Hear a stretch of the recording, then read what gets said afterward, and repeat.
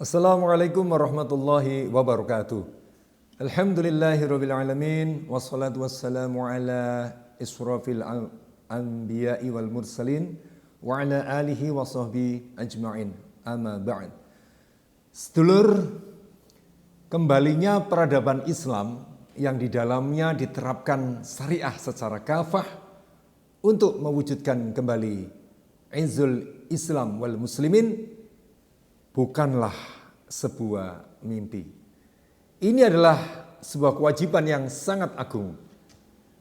Para ulama menyebut kewajiban ini sebagai tajul furud, yaitu mahkota kewajiban. Jikapun disebut cita-cita, ia adalah cita-cita yang memiliki dasar yang amat kokoh dalam ajaran Islam. Bukan sekedar keinginan orang per orang yang timbul akibat dari keprihatinan atas suatu fakta kehidupan. Lagi pula ia pernah terwujud pada masa lalu dalam bentang masa yang amat panjang, lebih dari 700 tahun. Jika merujuk pada lamanya masa yang disebut para sejarawan sebagai The Golden Age atau abad keemasan Islam.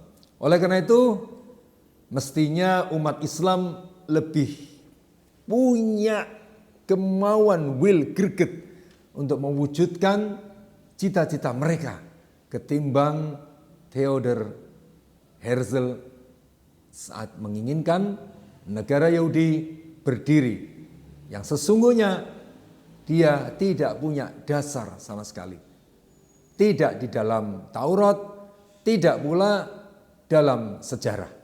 Tidak ada satupun ayat dalam kitab suci yang boleh dijadikan rujukan tentang apa yang dikatakan sebagai Israel Raya yang diklaim oleh para pengikut Zionis.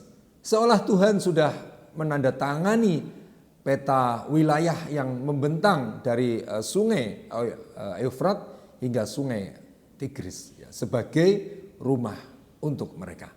Itulah mengapa dulur, gagasan negara Yahudi yang dilontarkan oleh Herzl pada awalnya itu ditolak mentah-mentah oleh komunitas Yahudi internasional itu sendiri.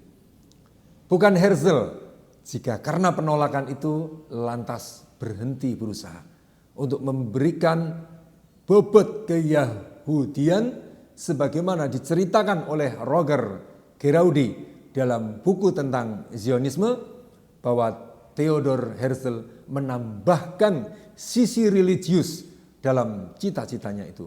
Dia katakan bahwa negara untuk orang-orang Yahudi itu ada di wilayah Palestina, karena di sana ada Gunung Zion yang dianggap sebagai pusat peribadatan kaum Yahudi. Terbukti ini cara ampuh. Dukungan bagi negara baru Israel terus mengalir dari komunitas Yahudi dimanapun berada. Hingga kini, jikapun ada komunitas Yahudi yang menolak, kini kelompok ini malah jadi minoritas. Karena itu dulur, mesti malulah umat Islam ini kepada Herzl jika kalah kemauannya dari kemauan dia. Apalagi jika tak punya cita-cita sama sekali untuk tegaknya kembali khilafah. Bagaimana bisa umat Nabi Muhammad SAW yang disebut Allah Subhanahu Wa Taala sebagai khairul ummah kalah mental dibandingkan dengan kaum kafir yang tidak beriman kepada Allah Subhanahu Wa Taala, Nabi Muhammad SAW, Al-Quran maupun hari akhir, mereka pun tidak mengimani syariahnya. Bahkan dulur, banyak dari mereka sangat membenci ajaran Islam. Jika umat Islam tidak punya kemauan untuk mewujudkan cita-cita mulia itu, memang semua hanya akan berakhir menjadi sekedar mimpi. Benarlah kata Herzl, if you do not will, a dream it is. Lebih ironis lagi dulur, jika ada sebagian umat Islam bukan hanya tidak punya kemauan dan cita-cita bagi tegaknya kembali kehidupan Islam yang di dalamnya diterapkan syariat secara kafah atau secara keseluruhan. Bahkan mereka turut menghalang-halangi perwujudan daripada cita-cita itu. Jika bukan cita-cita yang bersumber dari ajaran Islam, lalu mereka ini punya cita-cita apa? Tindakan mereka menghalang-halangi cita-cita Islam itu bersumber dari ajaran apa? Ini suatu pertanyaan yang sangat penting dan sungguh-sungguh sangat ironis. Demikian dulur inspirasi ringkas ini. Semoga kita masih istiqomah dalam kebaikan, senantiasa dalam takarub ilallah, mendekatkan diri kepada Allah Subhanahu wa taala. Wassalamualaikum warahmatullahi wabarakatuh.